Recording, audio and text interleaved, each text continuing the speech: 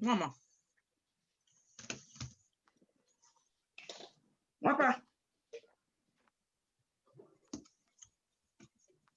What is going on? Everything is frozen.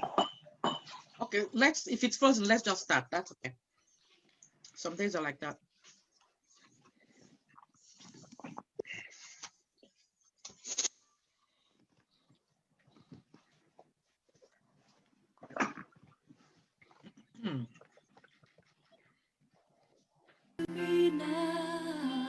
If you do it like this,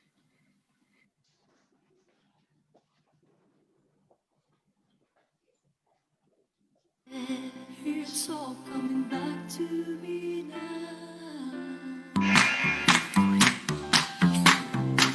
Meet the hosts, Oche, Ajaifia. Former warmer, but you, really friend, Wango, and Joma Wapa.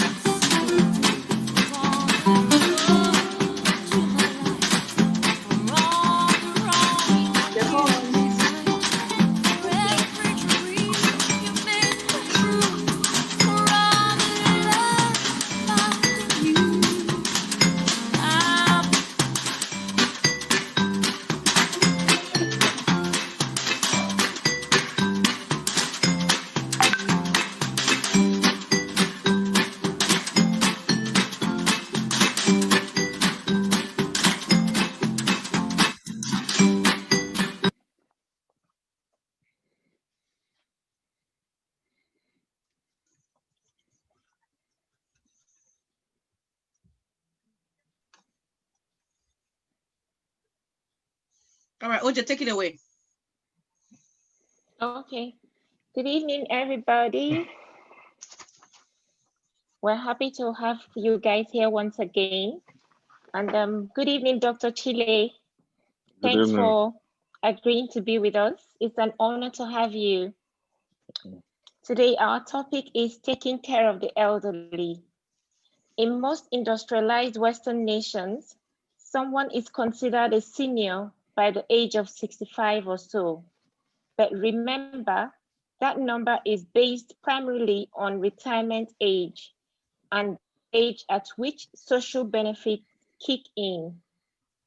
Many people would not consider someone a senior until they are at least over the age of 70. Old age is a sensitive phase. Elderly people need care and comfort. To lead a healthy life without worries and anxiety. Lack of awareness regarding the changing behavioral patterns in elderly people at home leads to abuse of them by their kin. But it's important to remember that senior care is one of the toughest and most stressful care jobs you'll ever have.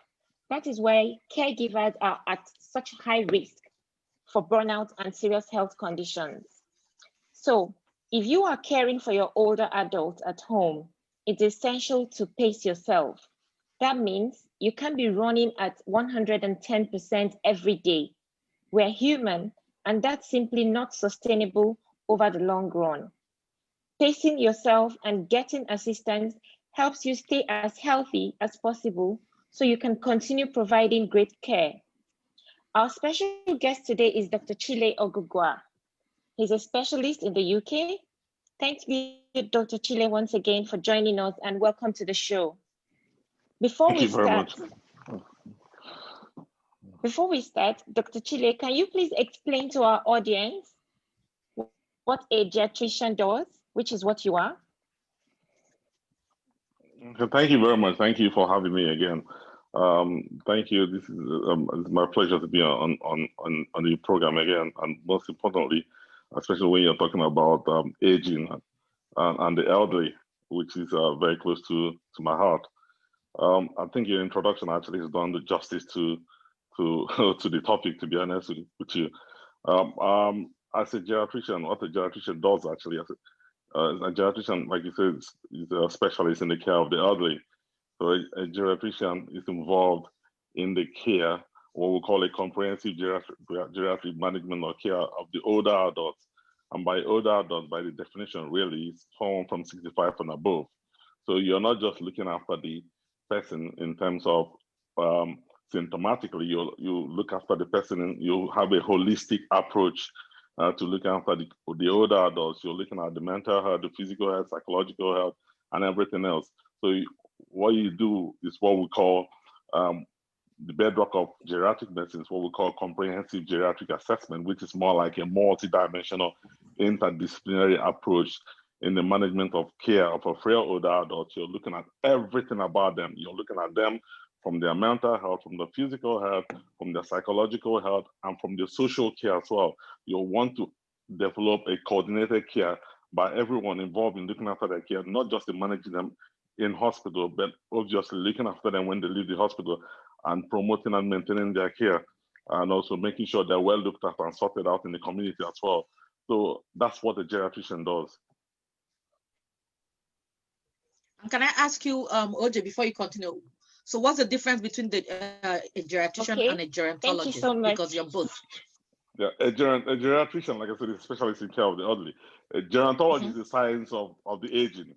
So science of aging, you're looking at the aging as in everything about it, the social aspect, the psychological aspect, the behavioral aspect, the physical aspect. So it's more like an academic in the study of the science of aging. And a geriatrician is a specialist in the care of older adults. Okay, more like equipping you to make you understand what to expect. Yeah, so as a gerontologist, you're looking at everything about the aging in terms of decision making in the community, in the population aspect.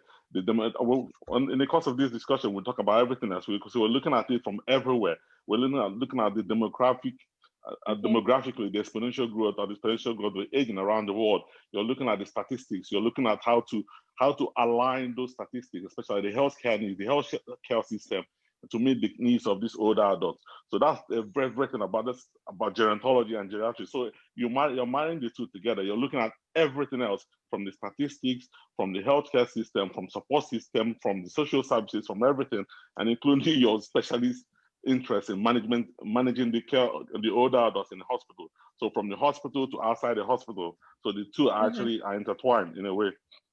Okay. Thank you so much. That was really explicit. So that brings me to my very first question. What challenges do seniors face? What challenges do seniors face? Yeah. The seniors, so to speak, like you said, so we look at older adults from 65 and above. So that's the definition, but especially in the Western world.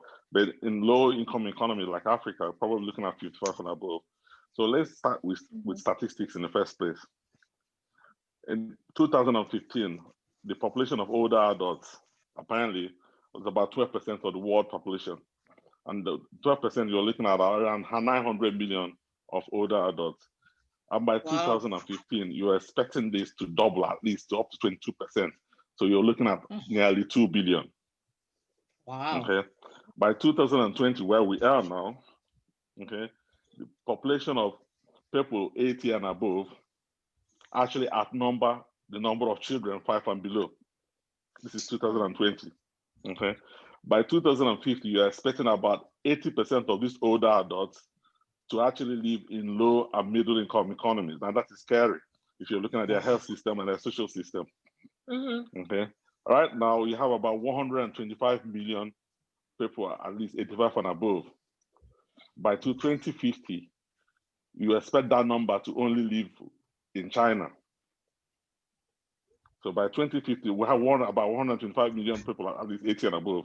By 2050, that number will only be in China, not around the world. So if you look at this and look at demography, how this is increasing all over the world, and you look at the health system and the social system, and look at the burden in the health and social system, you know where we're going, you know how important it is. So you're talking about challenges of the older adults. The challenges are very many, they are numerous, and you're just looking at them from whole. Like I said, we look at older adults holistically, not symptomatically. So there are challenges like chronic disease.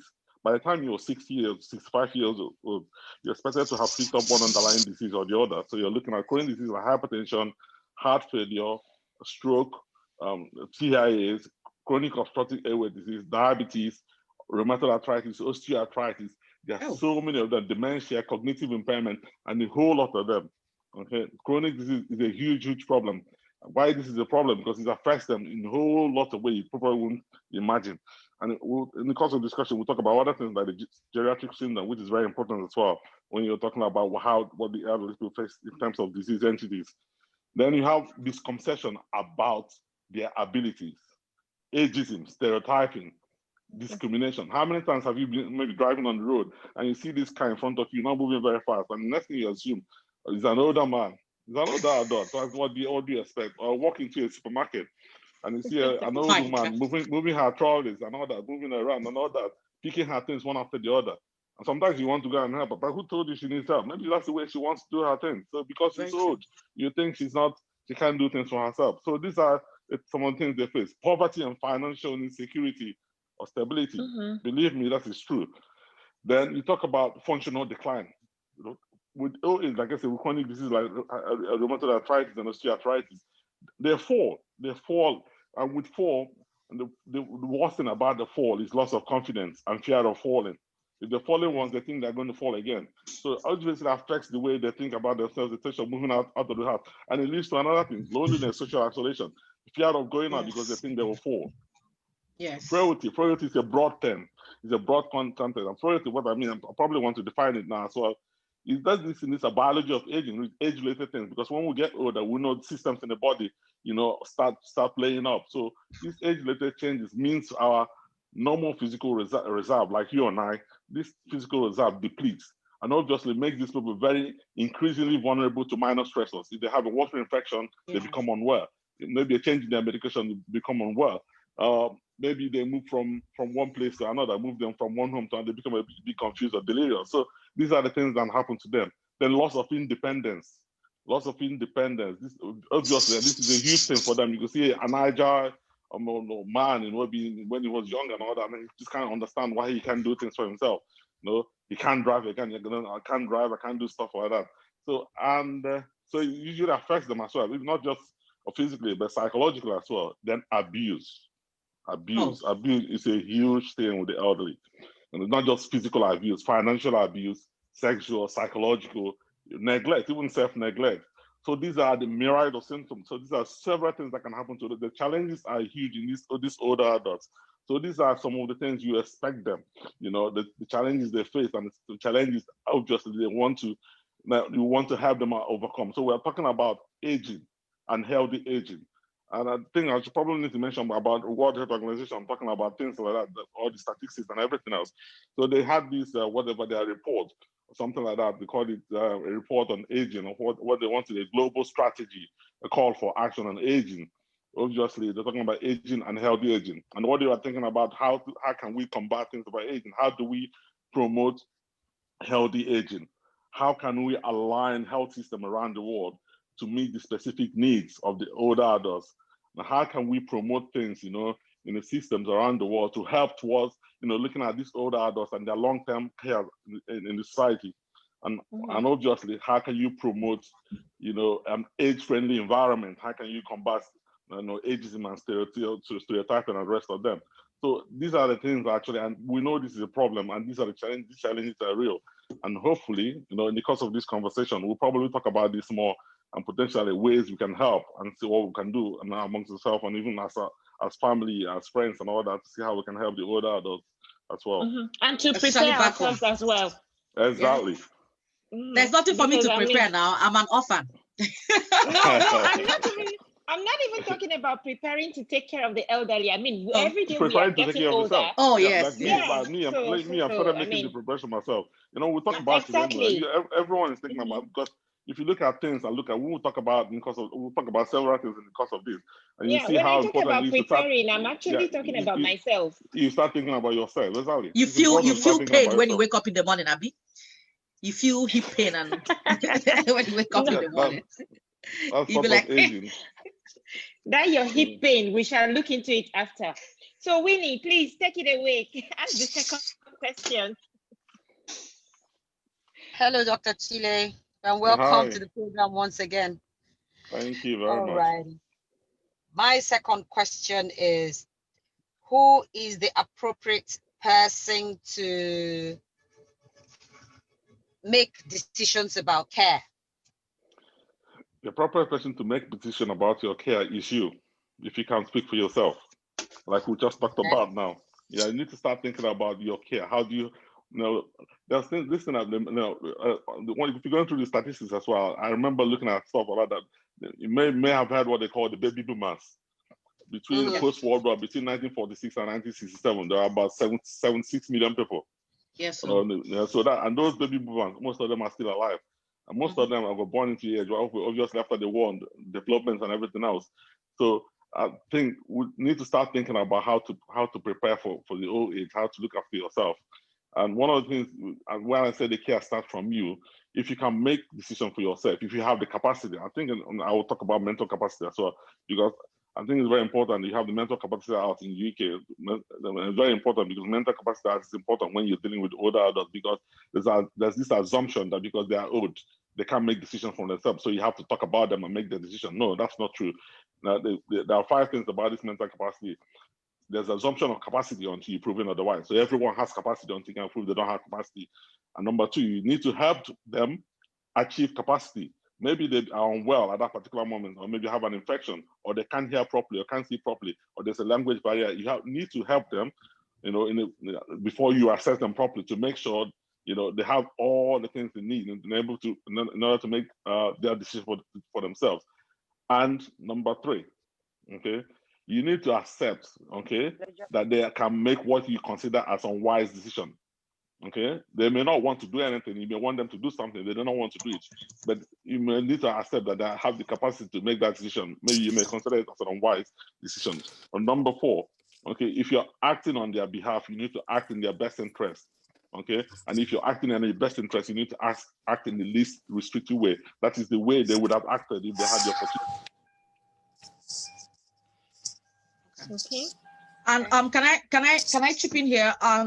Dr. Chile, when you talk about capacity, you're talking about like now we're hell and healthy. We have to do our healthcare proxy, living will, and all sorts, right? So that because any one of us can like have a stroke or get sick tomorrow, and we don't even know if we want tube feeding or not, and things like that. So exactly. So that's what I'm talking about. So if you are unable to make that decision for yourself, and for a chance you didn't make that decision when you had to make it, and maybe you appointed somebody to make that decision on your behalf. Maybe you have someone who potentially is a power of attorney.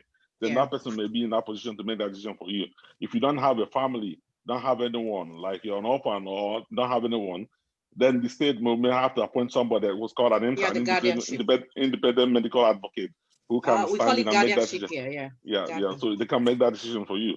So that's who is the appropriate person. That's just the way I say it starts from you. If you can make decisions for yourself, you are in that position to start assessing what kind of needs, what are my care needs, what do I need, where do I go for this help. So you should be the one, okay, making that decision. If you can't make that decision, they may have appointed someone to make that decision for you, or may have a nest of kin, may have somebody you have given the legal power of attorney to make that decision for you.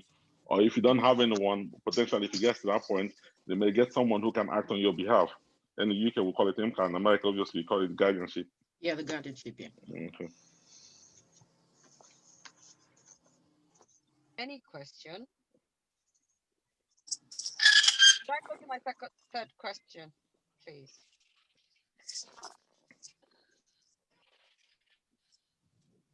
Winnie, you're on mute. Okay, go ahead. Okay. Thank you, Dr. Chile. Yeah.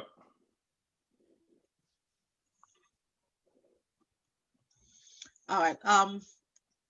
Winnie, are you there? Can you hear me? Yes, we can hear you now. Yeah.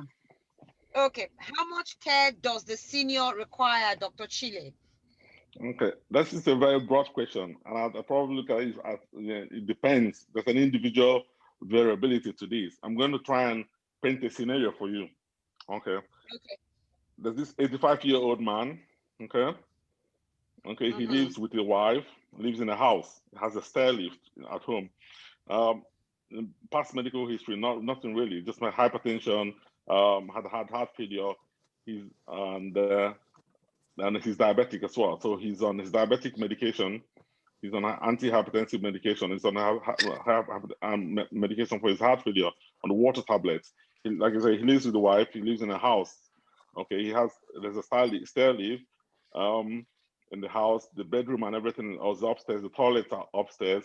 And the house, and if you go into a house, they've got this wooden floor a few places, and it's got carpets and everything a few places, and on the other places.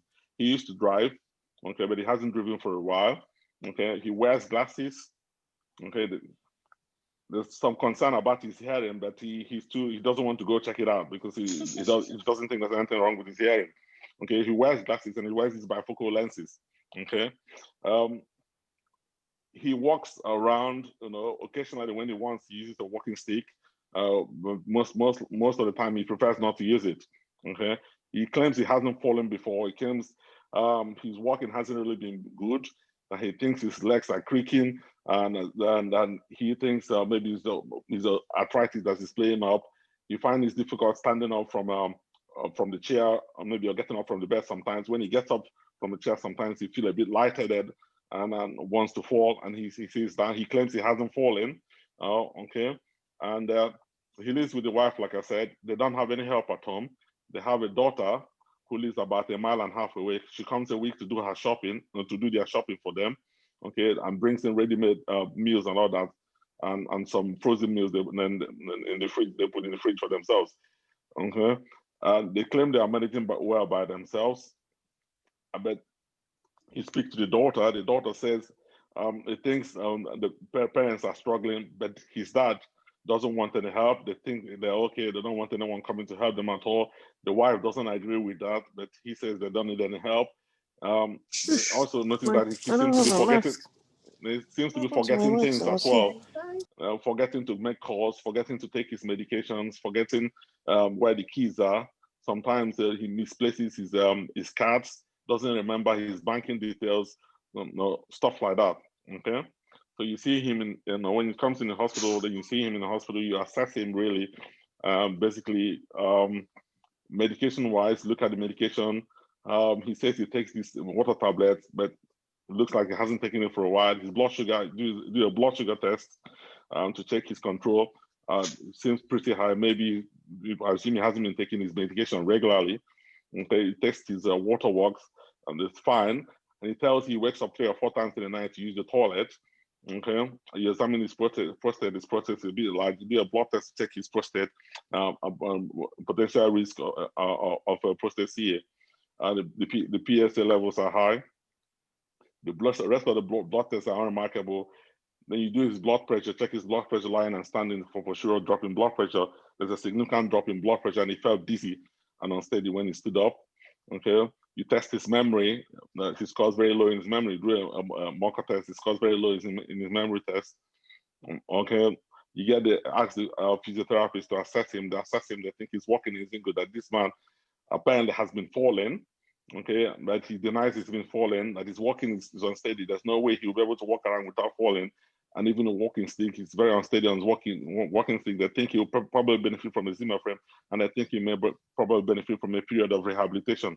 Okay, so then you ask the occupational therapist to assess him. They say they want to do an assessment, which is go to the home, look at the home, look at the carpet in the house. There's so much hoarding around the house.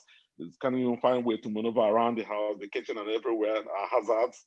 The slippery places around the house. Look at the bedroom and the toilet as well. I think they need some help. Probably wonder how this man gets up and down the stairs. Okay. So they asked the diabetic specialist to see him, to assess him, and so on. Just to look at, ask a few questions and find out he's been forgetting to take his medication as well. So this is your typical patients. Okay, I'm just trying to paint you a picture.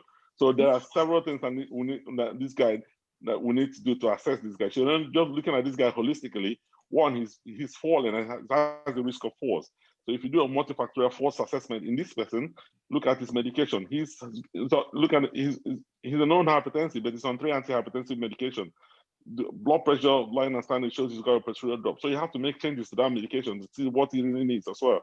Why is he not taking his medication? He's got cognitive impairment, but he tries to mask it and deny that he has a cognitive impairment. So he doesn't remember taking his medication. May not have been taking them regularly as well. he's wearing the wrong kind of glasses. Bifocal glasses are not the best glasses for somebody who falls. Okay, they give you this false impression of distance. When he goes up and down the stairs, he will think he's there and he will not there, so he's going to fall. His hearing isn't very good, so you need to sort it out with your geologist to check his hearing. So we're sorting out his medication, you're sorting out his hearing, you're sorting out his eyes as well. Functionally, he's not good. He will need some support. He will need a period of rehabilitation. Memory-wise, it's not good, so he will need a referral to the memory clinic, sort him out. Okay, he will need some support and help at home. Okay, while he's in the hospital, the wife has no one to look after her, so the daughter kindly agrees to take the mom to live with her for a while he's in the hospital. He gets to find out that the wife has gone off, and he's upset as well. So you wonder what's going on as well. So this is how we look at the elderly. So this is what I mean when I talk about comprehensive geriatric assessment. You're looking at this guy holistically, and you have a multidisciplinary involvement in his care, looking at every single thing. So this is how much care does this guy need? He needs all the care he can get. He's a faller, he will fall. There's increased risk of falling. And next fall could be the fall that will cause more damage. He will break a hip, he can smash his head on the floor as well. This guy, it's a miracle that he's been surviving by himself, and he's managing with the wife by himself. He will need some support in the community. He will need some support to get back on his feet. He will need some support in terms of his meal, his eyes sorting out, his hearing sorting out, his medication, something like he may need a box, a Dorset box or something, a reminder, something to help him remind somebody to go in and give him his medication when he needs them. He's on loads of antihypertensive he shouldn't be on, okay? His blood pressure in hospital were relatively stable, so some of this medication may be contributing to his falls. So we reviewed and reconciled his medication and stopped the ones we needed to stop. So I'm just trying to paint a picture of what a typical older adult kind of care they will need. This guy needs care around several things he needs to sort out to try and stop this man, from potentially not just falling, but just being someone who may be eventually this guy wants to stay in home. What you want to do is to make sure that you can keep him in his home, keep him healthy in his home, and comfortable and safe in his home. Okay, but if we don't do that and look at it from all these perspectives, this guy may end up being sent to a nursing home. Okay, one, he will lose his independence. Okay, one, he wants to stay with the wife, obviously. So if he goes to the nursing home, what's going to happen? So that means you're breaking the bond and all that, and they seem to be close as well from having conversation with him and the daughter as well. So you're looking at this guy holistically. This is typical comprehensive geriatric assessment to assess older adult care needs and find out how you can coordinate these care needs, sort him out, manage him in the hospital, and obviously organize. Chile, can I interrupt you? Yeah. This scenario in Nigeria, how will it play out? This guy and the wife in Nigeria, how is it going to play out? Because somebody's asking, I bet I was asking, what's the Nigerian version of it? The problem is that there's as far as I know, there's no specialty geriatrics in Nigeria. Nigeria, we tend to look after our own. So this person, obviously, in Nigeria, one, if he gets to the point where you actually know what he needs and what he wants, okay, may not be able to do that. It's impossible for me to paint the scenario of what will happen in Nigeria. It's a completely different scenario. Like I said, by 2050, you expect to have about 80% of older adults living in low and medium income economies. Okay, and you're looking at the healthcare system and the social care system in Nigeria. I don't think there's anything like a social care system in Nigeria. I don't know if anyone knows anything about it. So I don't know how this is going to play out in Nigeria. I don't think he will be able to have the kind of access and the facilities and the help. And he gets in a setting like this, in a setting compared to a setting like Nigeria. That's not possible. Nigeria, there's a tendency for us to want to look after our own. Maybe the family or the son or first son or second son or last son or daughter may just take them in, or obviously, or Dr. Chill. Yeah. Dr. Chill, I just heard this evening that there is a residential home in Newi. Oh, that's wow. Good. That's good. Because my mom said if she remembered, I should have gone there today or prior to get information from them for this topic tonight. Yeah. As a care home in Nigeria. So that's the only one in Nigeria, the one in Nnewi. I know someone a lady in the UK wanted to establish one in Enugu, so I don't know if that's happened. But the one in Nnewi, mommy told me today. Yeah. But that's good. That's good. Something like that. If they have something like that in Nnewi, potentially, maybe that will trigger an interest, in looking after the older adults, and also remove this stereotype of looking after your own, or they have to stay at home, or I'm going to try and take them. They need facilities. I've talked about this, and I think I have chats with a few other people as well. I'm trying to set up care homes in Nigeria, or potentially not even setting up a care home in Nigeria, setting up a day center for the older adults. That's what I was talking to Ifeoma earlier today. Yes. So that's what we're talking about. We talked about it and looking at scenarios in different places, Lagos, Abuja, where we can set up maybe a day center, and where they can go in. Don't have to be during the day or something like that. They go in and mix with other older adults. Have activities, play bingo, have activities and all that. Have meals, at least 2 short meals. Exactly, and have meals and all that. So these are the things. If there's something like that in Nigeria, then that obviously I'm excited about that, because that means the interest is there now, and hopefully you can, if you drive that interest, then maybe you can get some of these things sorted out in Nigeria. There's something we have here called Meals on Wheels. Yeah, where they take food to the older ones in the home and everything. So they do in the UK. There's Meals on Wheels as well. Yeah. Dr. Chile, we have a couple of them in Lagos too. Are you serious? Yeah, I just googled it and I saw a number of them. That's good. That's very good. That's exciting. That's good. That's good. But our mentality is we look after our own, because sending your old mother there, the mother will now say, after looking after you, you are now abandoned. It's a mindset. Place a cost on you. You know how far. Yeah, but Bim, I've seen a scenario when when I had this lady brought in her mother, her old mother, in the house, right? He has many girls and a maid. So the girls every day they go to school, and the maid probably go to market and come back late. So this woman might not have help to pee, to eat till somebody comes back in the evening. So most times, even when you're keeping them at home, you're putting them at risk. You're abusing them, not intentionally, but it is what it is. So exactly, that's why I said it's largely mentality, because that is why you want to move them, because they will get better care, they will have company, they will interact with people, but their mentality, our mentality here is, oh, now I'm old, you are now abandoning, you are now chasing me away, am I smelling? You're getting rid of me. Exactly. So it's not that easy. I have my mother-in-law at home. She's 85. Even if you just enter her room to open up windows, he said it's the place smelling. Or you bring air freshener or something to come and, he said, why did they bring this in? So that, is she dirty? That she come, or that she's not dirty, So you always have to look for a way to open up, because you need to open up the place. You need to eat for her health too. So I agree. I think it needs a lot of reorientation, to be honest with you. And it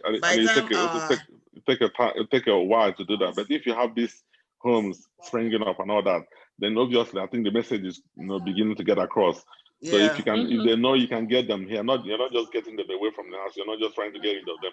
You're trying to put them in a place where they will probably look after. Not that you're not going to look after them. You want them to have an environment where they will meet other people, see other people, and around their age, have a kind of section who will play games and all that, and have proper care, looking after them. Maybe have 24 hours care, especially if their care needs, that's what their care needs require. So I think if that message is gradually getting across, I'm excited that you have lots of them in Lagos and you have the one down the east. That means that is actually sticking into the society, that we can have this kind of care. People, when you live outside the country, you see how things work. You're not abandoning them, but you're trying to optimize their care and make sure they live well and healthy as well. So I think that's a good thing. And there should be awareness on dementia, Alzheimer's, because when our parents experience this, most times the kids or the family members don't understand what is going on, and they shout at them and shout and tell them stop acting stupid. Meanwhile, they are short-term memory loss. Maybe they have short-term or long-term memory loss. They can't comprehend. So, all right. Okay, Dr. Chile. My third question is, So your what third or your service fourth one. do you need? Oh my God. Yeah. My I first think question is, what services do you need? I think we just basically answered out the question with the third one. The services, Exactly. the services are we did that. I think it's individual variability, but obviously the services are all encompassing. It depends on the care needs. You know, the care needs could be more like physical, mental, psychological, everything they need to keep them well and healthy. That's what they need. It depends on the individual. What are the individual needs? The individual need for this one may just be they need someone who to go in and bathe them and give them meals or have their medication. Another need could be just a 24 hours round the clock need. You know, they need someone to look after them around the clock. So it's an individual need. So the services vary. Recreation, Exactly. You could just be going at nutrition, physical loneliness. therapy. So everything, it could be everything. So like, when we get to this in the course of the conversation, obviously we'll talk about several things because when you're assessing their care needs, you're looking at everything that and the domains, different domains. You're looking at nutrition, continence, mobility, Exactly. behavior. You're looking at cognition. You're looking at their medication, need breathing, stuff like that. Everything. So the needs vary depending on what the individual care needs are. And now you mentioned about continence. Continence is very important because if I was saying something about a relative about continence, and when an older person is incontinent, at times their skin gets, because their skin is so fragile, they end up having pressure ulcers or sores. Yeah, exactly. It's very important. Yeah, in the geriatric medicine, there are things we call the geriatric giants or geriatric syndromes, and the geriatric syndromes are cognitive impairments. You look at dementia and delirium. You're looking at continence. Continence is huge. You're looking at the skin. Then you're looking at medication as well. Okay, these are the things. Frailty. So these are the things you look at. These are very, very, very important things. Continence is huge. It's a huge problem. You know, not just problem. It's just about the discrimination it causes, the shame it causes as well. Shame. And the problem, you see them in the morning, they're so ashamed. They tell you I had an accident again. So it's a huge problem for you. Not just about you're talking about continence. You're not just talking about we have both continence of just urinary continence. You can have fecal incontinence, so you can have both as well.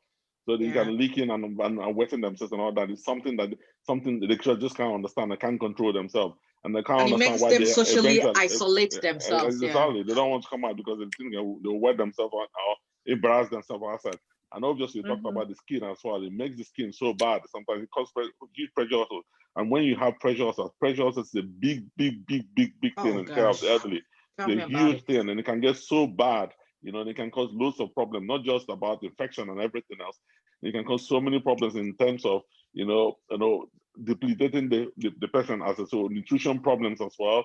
And it can also, apart from the skin problems, it can also cause what we call osteomyelitis. It can be so bad that it can affect the bones.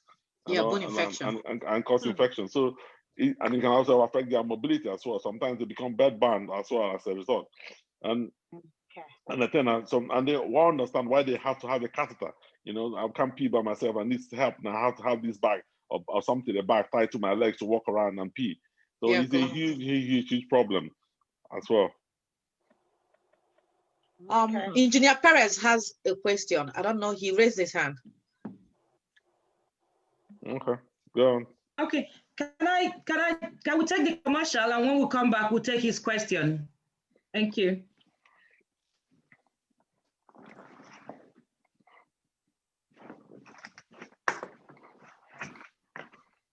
Want to know how to discover the unique in you? Subscribe to my YouTube channel with Dr. Akudo Ehim.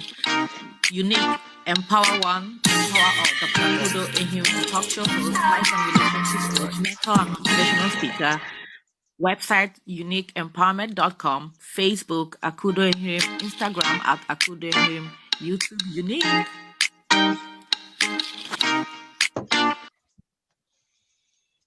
Thank you very much. Engineer Perez, are you there? Okay, Betta wants to say something. Betta, can you unmute yourself?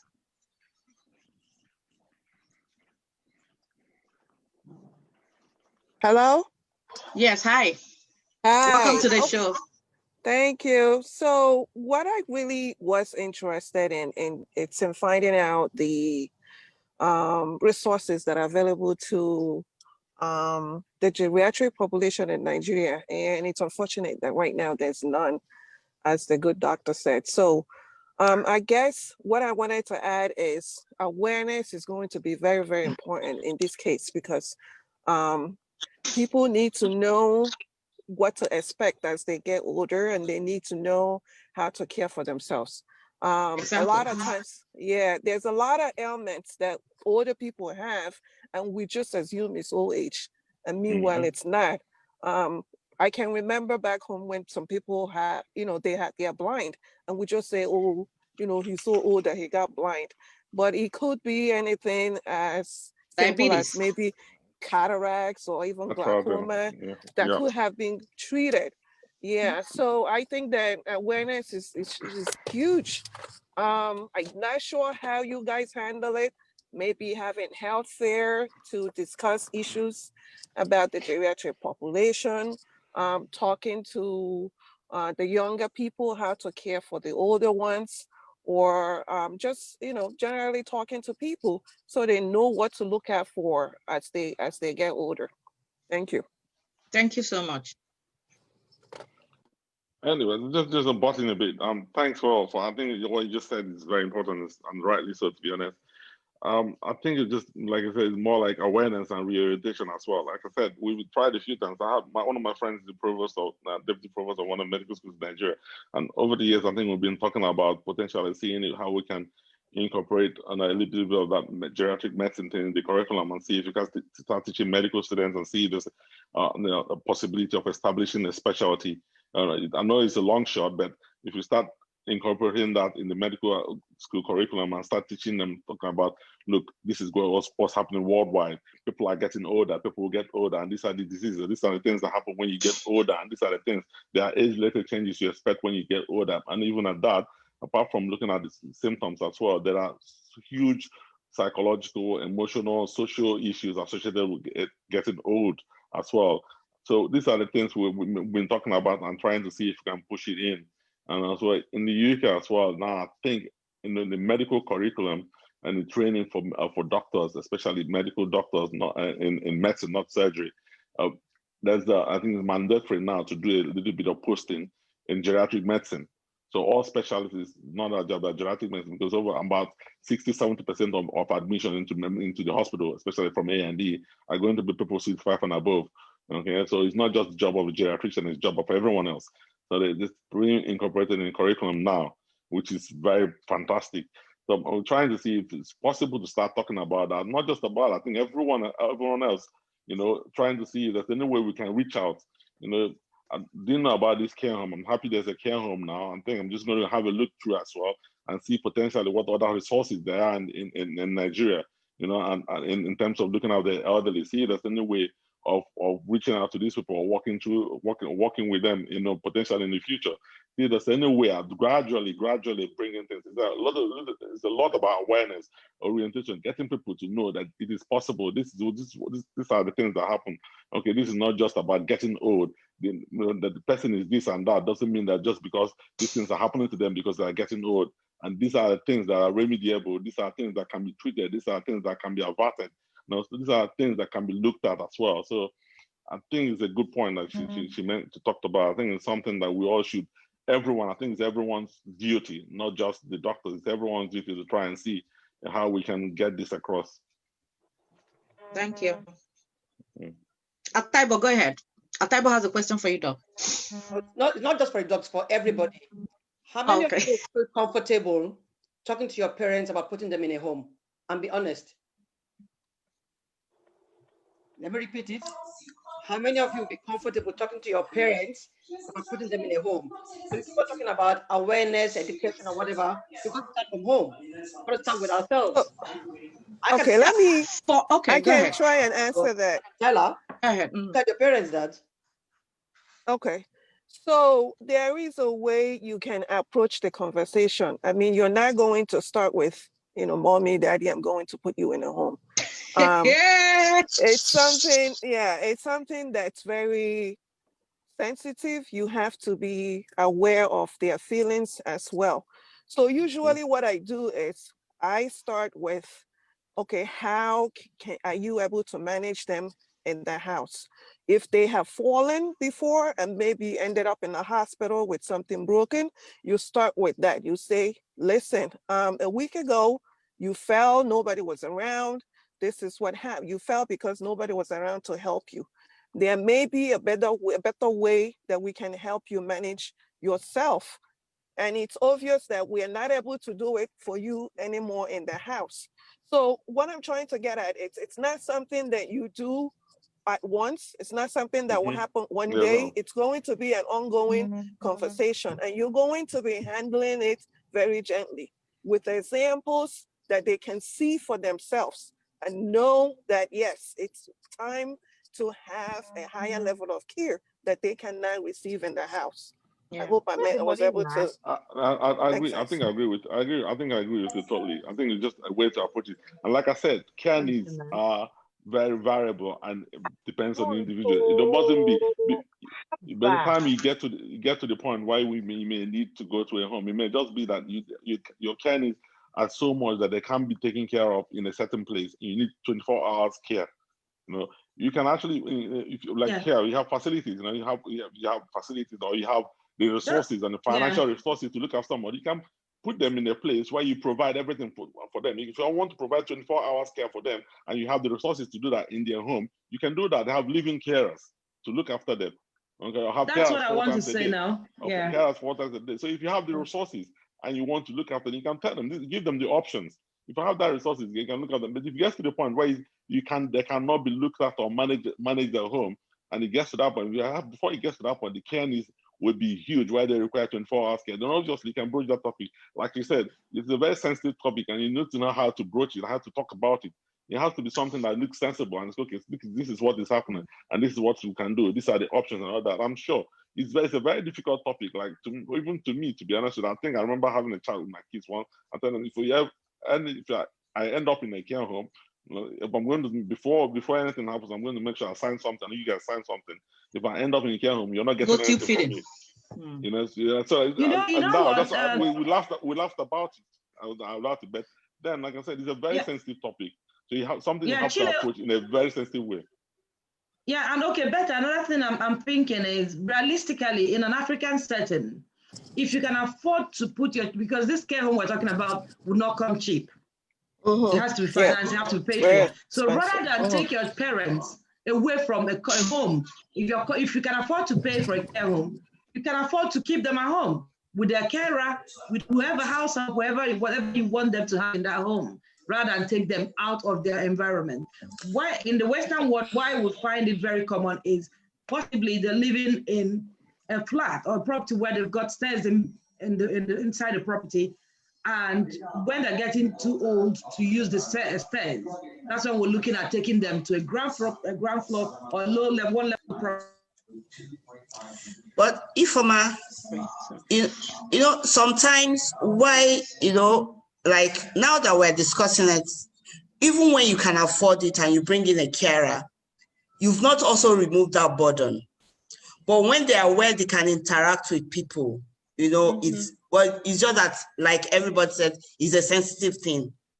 Because I'm just, as we're discussing, I'm just thinking maybe I should just go find out the place, see how it is. Now tell even if it's drop you there in the morning, when I'm coming back from work, I take you. So you will interact with people. No matter how many cares you bring in, when you go to work, they'll start watching television.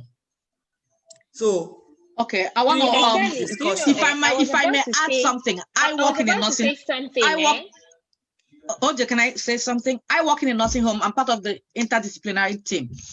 For most people, even white people, most times the parents live alone, like Chile gave this near 85-year-old man living, most times it's like that.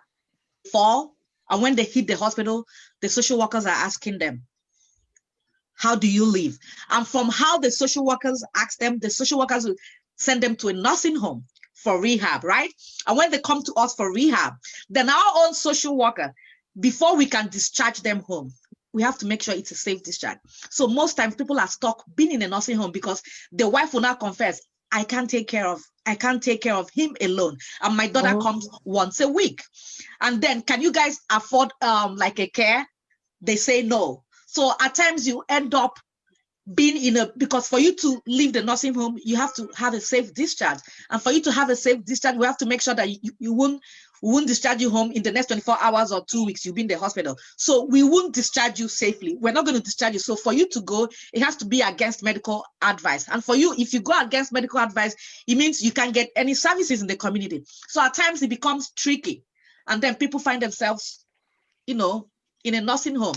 And then maybe makes it easier or heartbreaking for the families and everything. So I don't know about Nigeria, but I know my father had dementia for the last 5 years before he died.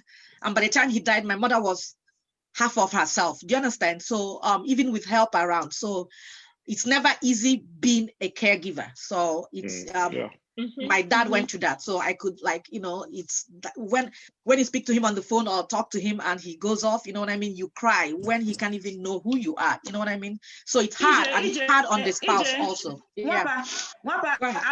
When your daddy was there, do you think any member of the family, including yourself, could have had that discussion, assuming there's a care home around the corner?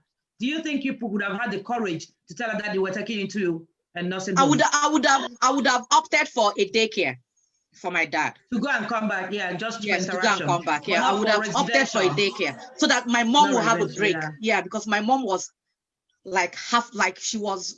she looked, you know what I mean? It's just even me, the 2 weeks I went and stayed with him, it was so devastating and heartbreaking for me. So you can imagine living with that kind of person like every day. So it takes emotionally and psychologically, So it gives it's a break for like the caregivers, like Bim said, even if you hire the best person, they still can experience abuse in your own house.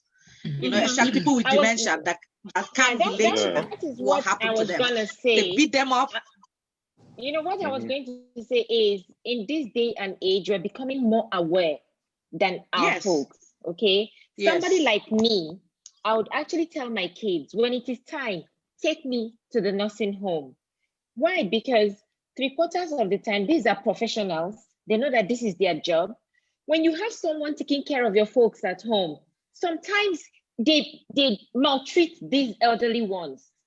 No matter how much you pay them, no matter how well you treat them, the moment you are out of the house, you can be sure that just like they would maltreat your underage kids, is how they are going to maltreat your parents. Okay. So for me, I would like to even have that conversation before my parents get to that point where they're so ill that I don't want to imagine, because little things stress me. So I don't want to go through that stress. Like the last time I spoke to my sister, I said to her, I am so thankful I am not the first daughter. Because when the time comes, your mom is going to move into your house. She was laughing, Yeah, we had a good laugh. We weren't even thinking about the health aspect. We were thinking about the fact that my mom as a teacher, she has a strong personality. My sister has a strong personality. And I felt I cannot even match up to that. So when you think about that aspect, and then you now bring in the medical part, I can't deal. Yeah, easy. So, Oche, can I add to what you just said? Yes, go ahead. Okay, so this is what you just said now makes a lot of sense. And this is where I always educate my patients. This is why what we call advanced directives is very important. Yes. If this is the way you feel, you can actually draw out a document saying that if you get to that point, you want to be placed in a nursing home, and you remove that decision from your children. So if this is what I usually take the burden off. Right, you take the burden off of your children because you already made that decision for them. Yeah. So every one of us can actually do the same thing. Now that we're young, we're younger, healthier. This is the time we have that conversation with our own children, our siblings, and say, hey, this is how I feel about this. In the same token, you can fill out your, do not resuscitate. You don't want the tools. All of that, it's part of the advanced directives. And you make sure you have the responsible child handle your finances. Right. Well, otherwise, if my mama will. Well, if you already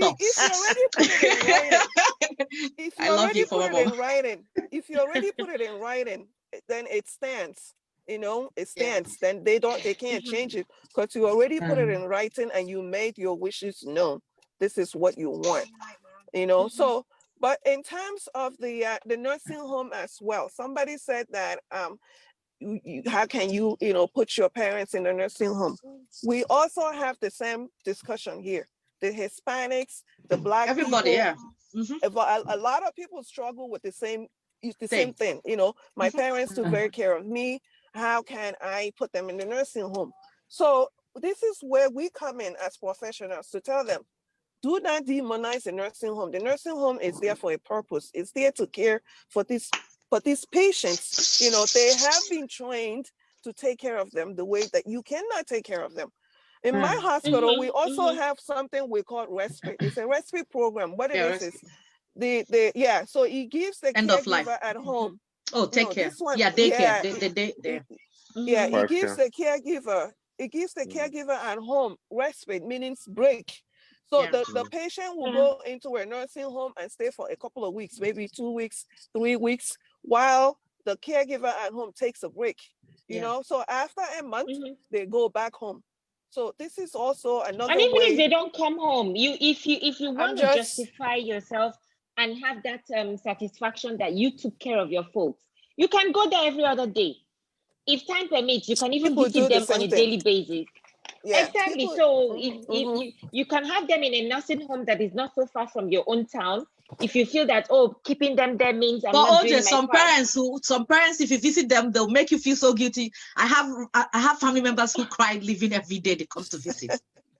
Yeah, I know. But I don't think it's an option in a Nigerian setup. It could happen abroad, but in a Nigerian setup. Yeah, doesn't Oche, you find out the Oche will go. Oche, I'll remind you. I have this co-worker. I have this co-worker of mine. They come from a very big family. They have a house where they put all their older people, and all the younger ones every day go in, cook, clean. So it's like the grandkids and the great grandkids. So they have this home. It's like but it's the family house. All their older people go there, and today Oche will go cook, clean, stay with them. The next day, they do rotations, which I think it's a good thing because it's all sisters, brothers, cousins in the same house. Yeah, growing all together. So that's a great idea. Yeah. No, I don't. It's a worker friend of mine. In Nigeria, I don't think. We've not seen the homes and seen. No, but we have to, like I keep saying, we have more. But awareness. We have Oche, more resources. I'll not write. No, I will write because, like I said, it's in our hands to change the narrative. We want to change a lot of things.